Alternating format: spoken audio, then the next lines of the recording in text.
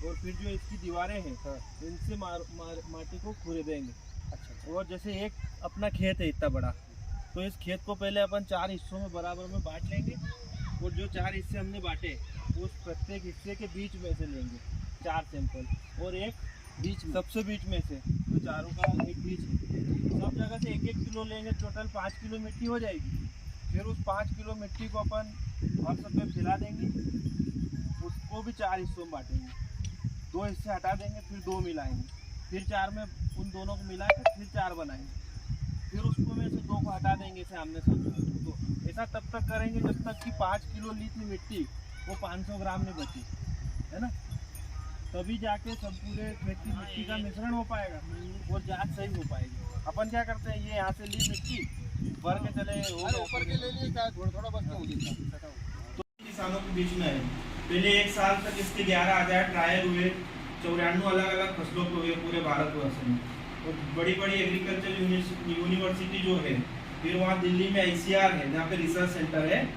तो उसके बाद सारे रिजल्ट देख के भारत सरकार ने फिर अनुमति दी, उसके बाद ही किसानों के बीच में लाई। और आपको मैं पहले ही बता चुका हूँ कि इसको जो है प्राइवेट संस्था नहीं है, सहकारी संस्था है और सभी काम किसानों के हित में करती है। तो इस प्रोडक्ट में भी शुरू में जितने भी किसानों को फीडबैक गए कि इससे तुरंत हरापन नहीं आता, ये नहीं आता है, वो जो भी रिजल्ट आपने बताया उनमें लगातार सुधार भी चल रहा है। अब जो आ रहा है प्रोडक्ट उसमें और भी सुधार किया गया है। जब तक किसान पूरी तरह से नहीं उपयोग कर सकते, मतलब उसको आगे से नहीं मांगे, तब तक सुधार चलता रहेगा। आपको पता है सबसे पहले जब दानेदार यूरिया आया था तो विप्को की सबसे पहले 25 टन की एक सोसाइटी में गाड़ी भेजी थी, आज के 55 साल पहले, जब मतलब विकास होना चालू हुआ था। उस समय वो यूरिया को कोई नहीं ले रहा था, दानेदार यूरिया किसान कोई भी ले नहीं रहा था। वो एक पूरी गाड़ी एक ट्रक पूरा सड़ गया रखे सोसाइटी में, पर किसी ने यूरिया नहीं दिया। और आज बताइए, आज यूरिया के लिए कोई किसान मना कर सकता है? तो जब वो चीज चली है तो ये भी भारत सरकार का लगातार प्रयत्न यही है। भारत हमारे जो गृह एवं सहकारिता मंत्री अमित शाह जी, वो सहकारिता के भी मंत्री है, वो इफको भी सहकारी है, समितियां भी सारी सहकारी है। तो वो समितियों के स्तर से इसी को बढ़ावा दे रहे हैं। नैनो यूरिया, नैनो DAP, जितने भी आप उनके भाषण वगैरह, अभी पिछले महीने ही हमारा जो हेड ऑफिस है दिल्ली में, इफको सदन C1 है साकेत प्लेस में, वहाँ पे अमित शाह जी गए तो उन्होंने खुद नैनो DAP का लोकार्पण किया है। वहाँ से लाइव सभी जगह दिखाया भी था, अभी भी उसकी लिंक वगैरह चैनल पे आते रहते हैं। तो इसका मतलब ये है कि सरकार भी इसी चीज को बढ़ावा दे रही है। अब आज का जो हमारा मेन मुद्दा है मृदा परीक्षण अभियान। मृदा परीक्षण के लिए अभी जैसे मैंने अभी आपको खेत में बताई दी थी कुछ जानकारी दो कि 15 सेंटीमीटर गहरा V शेप में हमको खेत में बनाना है, खुदाई करनी है फावड़े से। और फिर उसकी जो दीवारें हैं जो हमने बनाई 15 सेंटीमीटर गहरी, उसकी दीवारों से मिट्टी को खरोद के लेनी है। और ऐसे जैसे अपना एक खेत है 1 एकड़ का, उसको 4 हिस्सों में बांट लेते हैं। उन चारों हिस्सों के बीच बीच सेंटर में से अपन 1-1 किलो मिट्टी लेते हैं और एक उन चारों के एकदम बीच से लेते हैं, मतलब 5 किलो मिट्टी अपन लेते हैं 1-1 किलो की। फिर 5 किलो लेने के बाद क्या करते हैं, उस 5 किलो को आपस में मिला देते हैं मिट्टी को, और फर्श पे अपन उसको बिछा देंगे ऐसे। फिर उसमें प्लस का निशान बनाएंगे ऐसे, तो क्या होगा, 4 टुकड़े हो जाएंगे, उसके 4 भागों में बढ़ जाएगी। फिर आमने सामने के 2 भागों को हटा देंगे और जो 2 भाग बचेंगे उनको वापस मिला देंगे, फिर उनको फैला देंगे, फिर प्लस बनाएंगे, 4 हिस्सों बांटेंगे, फिर आमने सामने के 2 हिस्से हटा देंगे। ऐसा कब तक करेंगे अपन, जब तक कि 5 किलो मिट्टी 500 ग्राम नहीं बचे। 5 किलो मिट्टी को आधे किलो बचानी है अपन को ऐसे करके। अब ऐसा करने का क्या उद्देश्य है कि हमारा जो खेत है उसमें से सभी हिस्सों से थोड़ी थोड़ी मिट्टी हमको परीक्षण के लिए मिल जाए, तभी जाके परीक्षण सही हो पाएगा। तभी उसमें phosphorus, potash, pH, EC, organic carbon, ये सारे तत्व तभी हम तभी हमें सही मिलेंगे उसमें। जैसे अभी रिपोर्ट हमने वहाँ दी है, सबमिट की है, उसमें सबकी रिपोर्ट निकाल के बताए 50 किसानों के खेतों की। तो मेरा आपसे यही कहना है कि आप मिट्टी परीक्षण भी करवाएं, निःशुल्क मिट्टी परीक्षण हो रहा है। अभी अपने जिले में 5-6 दिन चलेगी, फिर गुना जिले चले जाएगी। दूसरा ये कि हम जो फास्फोरस डालते हैं, फास्फोरस मतलब DAP का एक बोरा आता है 1350 रुपए का, और ये बोतल अब आएगी मार्केट में, आने वाले समय में 600 रुपए की आएगी। इससे बीज उपचार भी अपन कर सकते हैं। फसल की बुआई जब करते हैं तो DAP डालते हैं, वो DAP की मात्रा को आधी कर देनी है और इससे बीज उपचार करना है। 1 किलो बीज लिया है तो 5 ml ये डालनी है, 50 किलो बीज लिया है तो 250 ml, मतलब आधी बोतल, मतलब 1 कुंटल पे 1 बोतल से बीज उपचार करना है। डीएपी जो डाल रहे हैं तो उसकी मात्रा आधी करनी है और बुआई कर देनी है। पर ये ध्यान रखना है कि अभी सोयाबीन की फसल लगाएंगे, सोयाबीन की फसल में इससे बीज उपचार नहीं करना है, क्योंकि हमने परीक्षण, आपको जैसे पता ही है कि पहले परीक्षण होता है उसके बाद ही किसानों में आता है।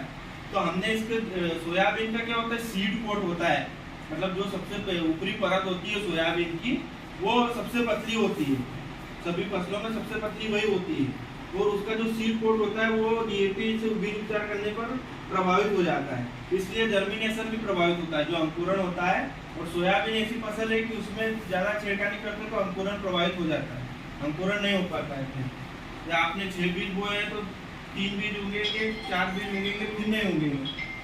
तो सोयाबीन में इससे बीज उपचार नहीं करें, सोयाबीन में स्प्रे करें आप 25 से 30 दिन पे जो स्प्रे करते हैं। सोयाबीन में जनरल किसान होता है 15 दिन पे खरपतवार नाशी का उपयोग करता है, चारे वाली जो फसल, चारा जो आ जाता है फसल में, उसके लिए 15 दिन पे स्प्रे करते हैं। फिर 25 से 30 दिन पे सोयाबीन में इल्ली लगने लग जाती है, तो हम इल्ली मार का उपयोग करते हैं। उस समय जो इल्ली मार का उपयोग करेंगे आप, उसके साथ नैनो यूरिया, नैनो डीएपी दोनों का अपन मिला के उपयोग कर सकते हैं।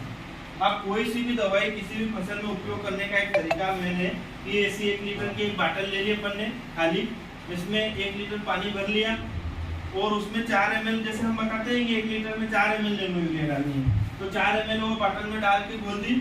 और जो दवाई मार्केट से लेके आए हैं, दुकानदार ने जो भी अपन को बताई है कि भाई इस दवाई को 2 ml डालना है कि 4 ml डालना है, उतनी मात्रा उसमें मिला दी और उस घोल को मिला के रख दिया हमने 15-20 मिनट तक।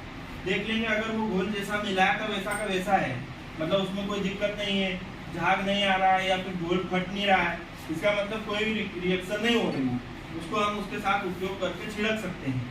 ऐसा परीक्षण, इसको वैज्ञानिक भाषा में बोलते हैं जार टेस्ट, जार परीक्षण मतलब।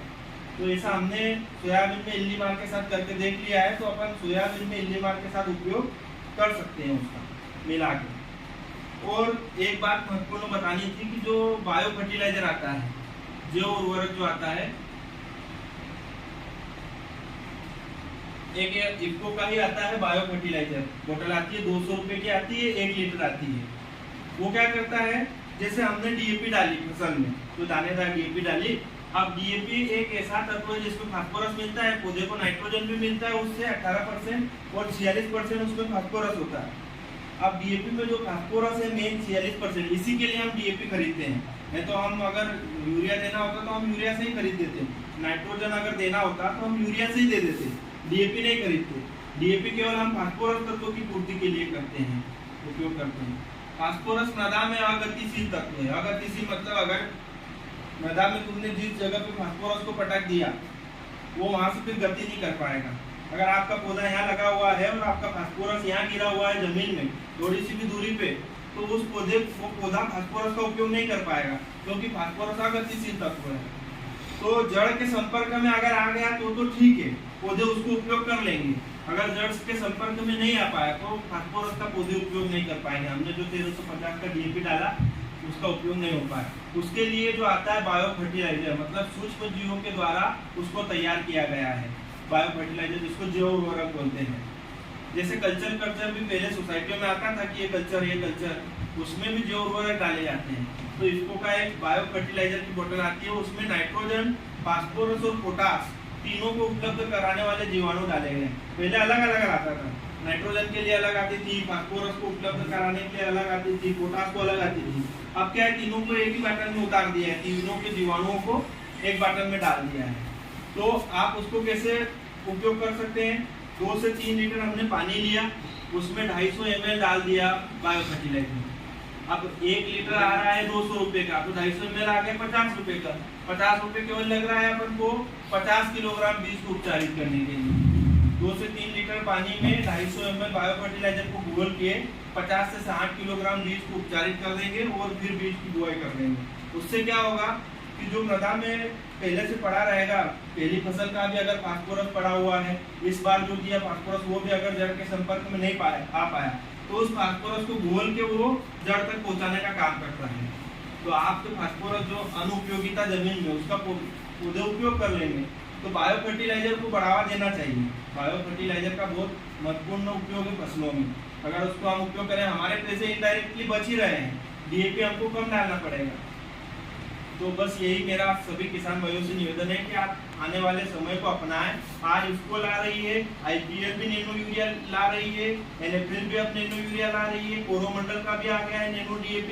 मतलब केवल एक ही संस्था नहीं बचेगी आने वाले समय में जो कि आपको नैनो उर्वरक दे रही है, सभी संस्थाएं नैनो उर्वरक, क्योंकि आने वाला समय ही नैनो का है। जो अपन रसायन जितने डालते जा रहे हैं, जो यूरिया दानेदार डालते हैं, जमीन में जाता है, आपको पता है केवल 20 से 25% पौधे उपयोग करते हैं, बाकी तो व्यर्थ हो जाता है यूरिया। जमीन में सिंचाई करते हैं, पानी गिरता है, उससे क्या होता है, निच्छालन होता है, लीचिंग जिसको बोलते हैं इंग्लिश में, वो जड़ क्षेत्र से नीचे चले जाती है नाइट्रोजन और भूमिगत जल में चले जाती है। जो अपन बोर, ट्यूबवेल और ये जितने भी भूमिगत जल को लेने के लिए स्रोत करते हैं, उनमें सब में यूरिया मिला रहता है, फिर रासायनिक हो जाता है पानी, जिसको हम बोलते हैं भूमि प्रदूषण और जल प्रदूषण। और नाइट्रोजन होता है जो यूरिया, वो अमोनिया गैस से मिलकर बनाया जाता है, तो अमोनिया गैस के रूप में वो वायुमंडल में भी उड़ जाता है। मतलब वायुमंडल को भी प्रभावित कर रहा है, भूमि को भी प्रभावित कर रहा है, जल को भी प्रदूषित कर रहा है। और जो 266.50 रुपये मतलब 270 रुपये में जो यूरिया का बोरा मिल रहा है, उसके ऊपर सरकार 2500 रुपये सब्सिडी दे रही है बोरे के ऊपर। अगर आज सरकार सब्सिडी बंद कर देगी तो वही बोरा 2700 रुपये मिलेगा, किसान ले नहीं पाएगा। तो आने वाला युग ही नैनो का है। आपको पता है नैनो यूरिया आ गया, नैनो DAP आने लग गया, अभी नैनो कॉपर, नैनो जिंक और नैनो बोरान, ये तीनों पाइपलाइन में है, मतलब इनके प्रयोगशाला में प्रयोग चल रहे हैं, बाद में ये भी आ जाएंगे किसानों के बीच में। तो इसी के साथ सभी किसान भाइयों को धन्यवाद। अब मैं चाहूँगा कि हमारे इफको के जो RGB मेंबर हैं श्री जगदीश सिंह राजपूत जी, तो सभी किसान भाइयों को संबोधित करें और सभा को समाप्त। आज के पटियाला नगर की सहकारी समिति के बैठक हाल में उपस्थित सभी हमारे गांव के वरिष्ठ नागरिकगण और सभी किसान बंधु, हमारे बीच में इफको के क्षेत्रीय वरिष्ठ अधिकारी आदरणीय दुर्गा साहब इस सभा में मौजूद है। और आज का जो विषय है वो मृदा परीक्षण अभियान जो हमारे पूरे देश भर में इफको के द्वारा चलाया जाता है। इसी कड़ी में मध्य प्रदेश की जो हमारा राज्य, इस राज्य में इफको की जो वैन है जो हर जिले में जाती है और एक दिन में कम से कम मतलब इनमें की 50 सैंपल वो एक किसानों के करती है। सारे किसानों के सैंपल सुबह लेकर शाम को उनको मतलब वीडियो के रिजल्ट प्रदान करती है।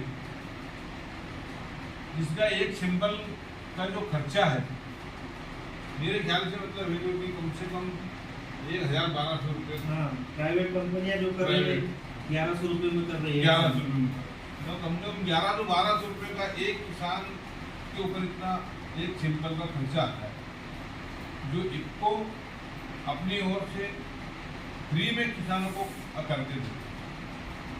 अभी भी वक्त है, जैसा कि हमारे सामने बताया कि किसान अपने खेत में से मिट्टी का जो सैंपल उसको लेना है, अभी खेत में जाकर आपको दिखाया कि कैसे सैंपल को लेना है।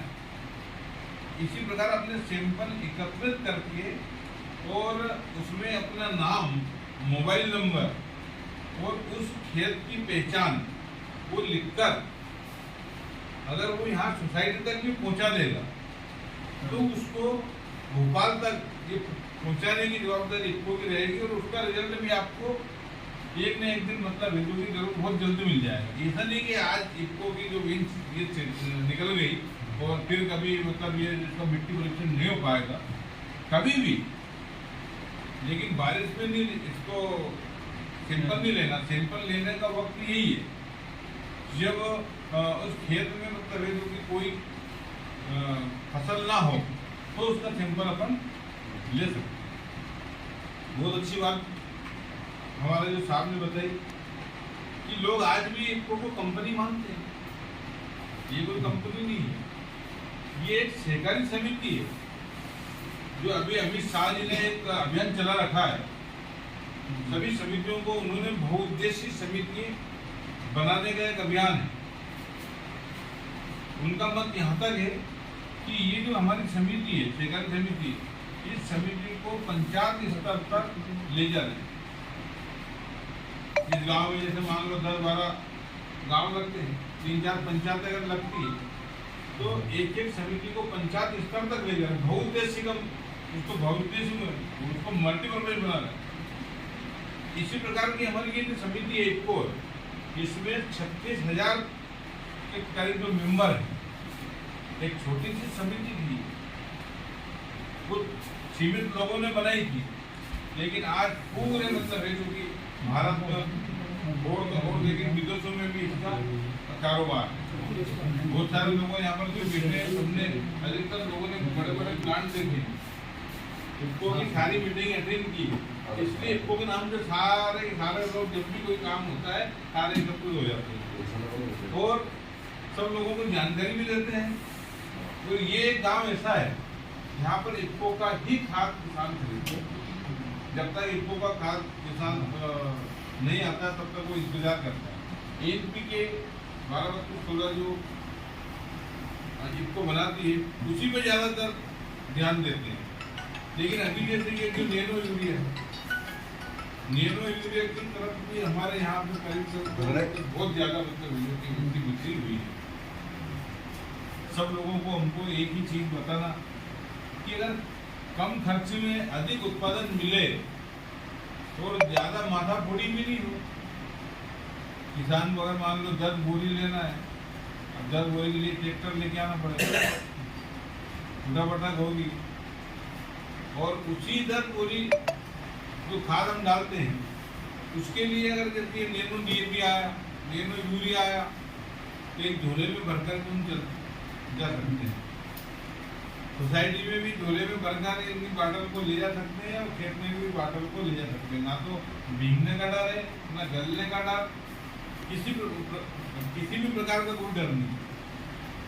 तो बात तो बहुत सारी है। अभी मैंने साहब से भी चर्चा की थी कि कोरोना के बाद से अभी तक कोई कार्यक्रम भ्रमण या कोई ऐसे कोई बड़े कार्यक्रम पे सब पे जो रोक लगी हुई थी अभी तक कोई चालू ही नहीं हुई, क्योंकि किसान देखना चाहता है, नयापन देखना चाहता है। नैनो यूरिया कैसे बने, डीएपी कैसे बने, हमारे सारे जो किसान लोग बहुत सारे जो किसान उत्सुक हैं वो इस प्रकार की जानकारी लेना चाहते हैं।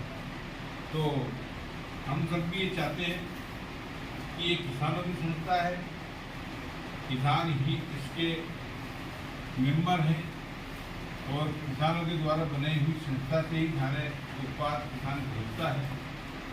और आज हमारे यहाँ पर जो मिट्टी परीक्षण हुआ, कल कचोर है, इसके पहले मोड़ा मोड़ 5 दिन की जो प्रयोगशाला रहेगी, इससे काफ़ी किसानों को राहत मिलेगी। कम से कम 2-5 जगह के जो किसान है, एक किसान वहाँ का है, एक इधर का है, मान लो जो हमारा एरिया है, उस एरिया के हिसाब से पूरे गांव की जानकारी लग जाएगी कि पूरे गांव में किसी कोई कमी है।